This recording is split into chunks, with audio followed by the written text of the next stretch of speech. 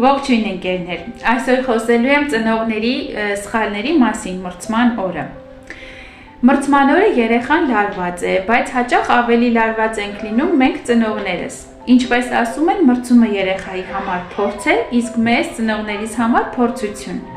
Եվ այստեղից էլ սկսվում է սխալները։ Սխալ առաջին. դու պետք է հաղթես, իսկ երեխան լսում է. եթե չհաղթես, հիասթափեցնելու ես ինձ։ Սխալ համար երկրորդ. չափազանց շատ խորհուրդներ ենք տալիս երեխային։ Ամեն դեպքում եկեք չմոռանանք, որ մենք ծնողներն ենք, ոչ թե մարզիչը։ Մրցման օրը տեխնիկան արդեն ձևավորված է։ Այդ պահին երեխային պետք է վստահություն, ոչ թե լրացուցիչ ինֆորմացիա։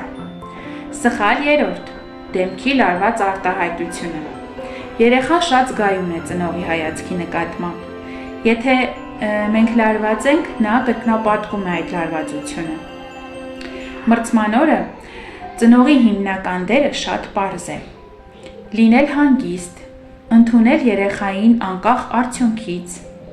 փոխանցել ես քեզ հետ եմ զգացողությունը։ Հաղթանակը կարևոր է, բայց երեխայի հոգեբանական անվտանգությունն ավելի կարևոր է։